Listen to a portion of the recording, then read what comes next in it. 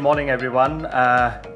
Bringing the corporates up on a sustainability conversation is almost being set up as we are the polluters and everybody else is here to solve the problem. So let me start. I don't have any slides and actually sat at the back and listening to some of the conversations which are already taking place.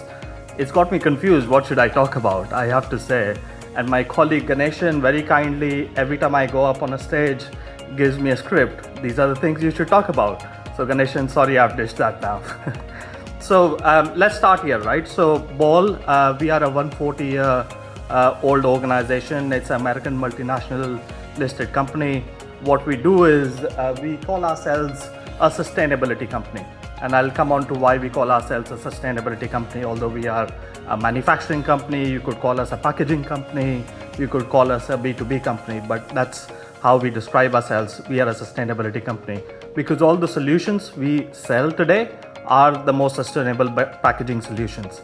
And I'm not going to sit here and for the next 10 minutes talk about our packaging solutions and why aluminum is better than any of the other packaging formats and all of that. I'm sure there are other people and we can also talk about it later. Really what I want to talk about today is how Ball looks at sustainability. And as Ranjan mentioned, from a corporate point of view, what is sustainability? Because it's such a broad topic that for us to focus on air pollution, as Valentin mentioned, or we talked about organic farming, or there is such a broad topic. So how we look at sustainability is dividing it into two different pillars. And the first pillar, what we call is the product stewardship. And by that, what we mean is the products what we manufacture. So a long time ago, our company used to do all sorts of packaging, glass, plastic, and various other forms, including aluminum. But over the years, we have come to realize what is the most sustainable packaging format, and that's what we will work on. So that's what the product stewardship is of as a corporate doing the right thing and eliminating products which are not sustainable as a part of the portfolio which you offer to the consumers. So that's one piece I would say around the product stewardship. The other aspects on this product stewardship, Valentin also touched upon climate change and limiting the global warming to 1.5 degrees.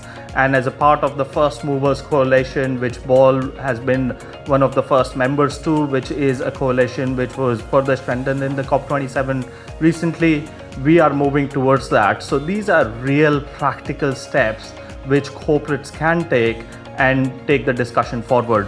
Renewables, again, an important subject of one of our vice president for engineering, he always gives a funny answer on the renewables.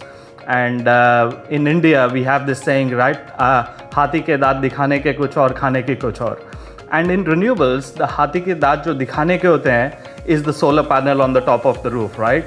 Is that giving you all the energy what you need? But that's where people take pictures and say, oh, we are renewable.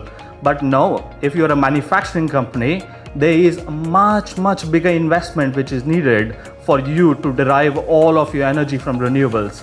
Are we talking about that? And that's really where the conversation of our commitment to move to renewables by 2030, and we are already on the path to that. Those are the real commitments which is really going to change the environment here. If I move away from the product stewardship, which is the products we sell and how we manufacture those products within the four walls of our plant, the other part of sustainability which we really look at is our societal impact. Because that is a big part of what businesses and how corporates make impact across the society. So this is about following the right principles on having the right kind of people and having sustainable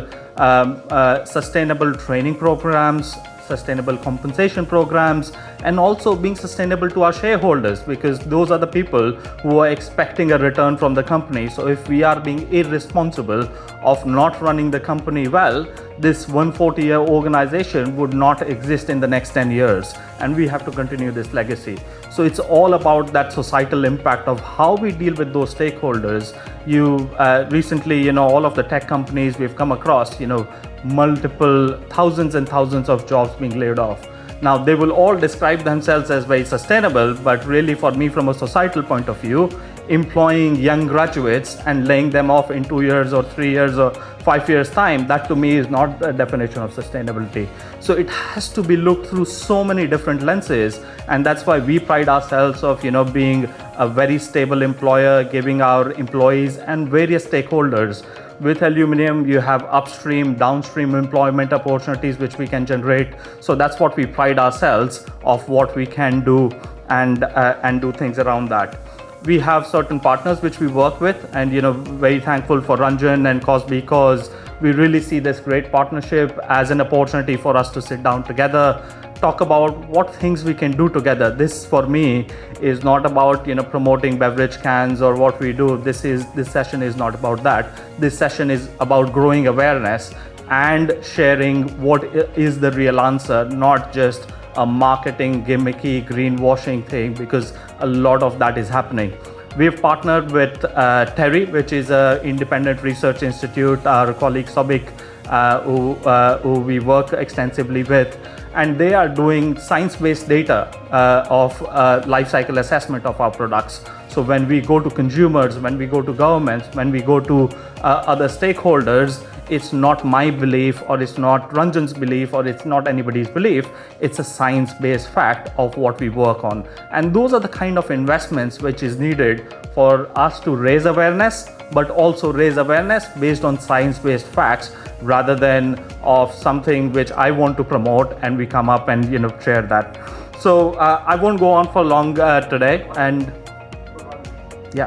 great. So I won't go on for long today, but this session today is about Reina and all of the young people like that, right? And I take inspiration from that, and I'll share very quick story. 1 year ago, we celebrated at one of our manufacturing plants 10 years of no lost time injury. Great achievement in the Indian manufacturing environment. And for some reason or the other, I was stuck with my 7-year-old son then, and I had nowhere to leave him. So I was like, why don't you come to the event?